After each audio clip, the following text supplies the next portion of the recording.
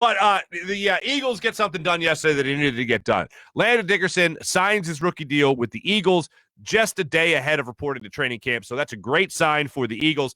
He was one of a very few top-round draft picks that had not signed with their team. I believe 10 in total across the entire NFL. So it was good to see him at least get signed. So that business is now taken care of. They can just start worrying about who's going to be healthy enough to jump on that offensive line and get ready to go to start the training camp sessions here under Nick Sirianni. I saw our good friend, Mike Sealski, and for those that don't remember, just this. Dan and everybody in the chat, I am not an animal. Mike wrote a story about how you don't use the word rebuild around the Philadelphia Eagles. And I don't know what you'd call this at this point, because you've brought in Harris, for instance, in your secondary. You've brought in some decent players here. Overall rebuild. I know your quarterback's gone in Carson Wentz, and I know you're eyeing another quarterback who is still going through legal issues. And I know a lot of this stuff is more in the civil trial or civil. What are they? Yesterday, Rusty Hardin came out and said that they want to settle these things, but they want everything to be public. I saw TMZ report that yesterday. I know he's got his off-the-field issues, and they seem to be continuously be mounting. However, nothing is cooling down between the Eagles and Deshaun Watson. There's no reports that this is cooling down at all. I fully expect at some point Deshaun Watson to be a member of the Philadelphia Eagles, and it seems like nothing is really squashing any of those rumors. And it seems like everyone that's reporting on this is simply saying, oh, it's just a matter of time. Well, Mike Tannenbaum said last week on ESPN that the Philadelphia Eagles and Deshaun Watson and that trade is the worst kept secret in the entire NFL throughout the offseason.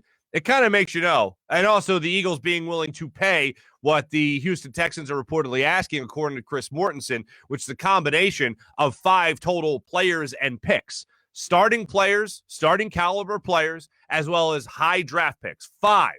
I don't see anybody paying that right now. That's how negotiations work. That's how the conversation will at least start. Can the Eagles pay that? Absolutely, they could pay that. They can pay that. Do I think they will? No, I don't think that's what goes down for Deshaun Watson. I think draft picks, I think maybe a player happens for Deshaun Watson, but I don't think overall they're going to get the 5-piece overhaul for Deshaun Watson, at least not with an exchange of Deshaun Watson and some other picks attached from the Texans, and they don't have any picks to spare at this point. So I think overall you're going to be saying maybe 4, maybe 3, maybe 2 first-rounders, maybe a player. Maybe it's Andre Dillard. Maybe it's Zach Ertz. Maybe that's the real reason they've been holding on to Zach Ertz this entire time. But overall, I do think Deshaun Watson ends up as a Philadelphia Eagle. But if you're talking about bringing in Deshaun Watson, you're not talking about an overall rebuild. You're talking about the other word, and that's retooling. And I know the first person that jumps to mind whenever I hear retooling is Ruben Amaro Jr., because he wouldn't acknowledge whether or not the Phillies were going through a rebuild.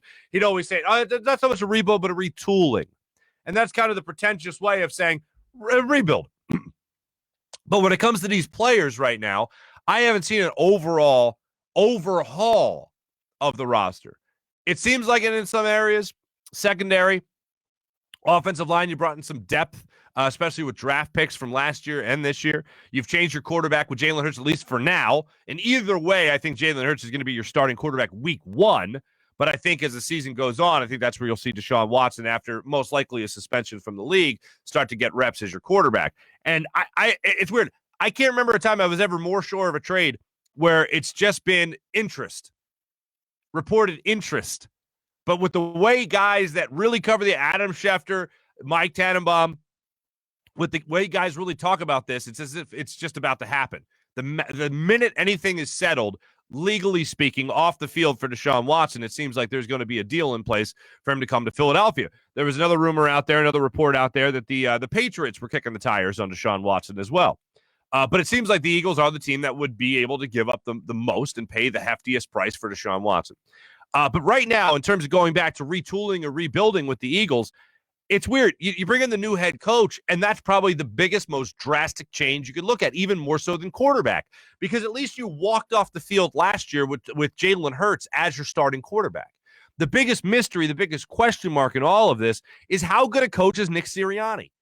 And we're going to start to get a little bit of a feel for it when we just start to see him at training camp, when things really start to get real.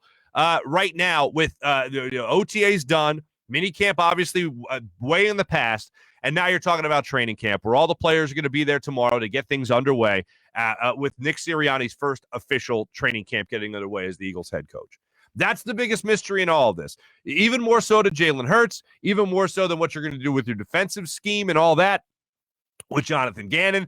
The overall biggest difference is going to be how this team takes on the persona of their head coach, and that seems to be inevitable with every NFL locker room. New coach, rookie coach, old coach taking over a new team, whatever it might be, they always seem to take on the persona of the team, of their head coach. And we'll see if this is a high energy, very enthusiastic team that just loves ball, man, right? Just loves ball, right? Just loves ball. And we'll find out as training camp goes on.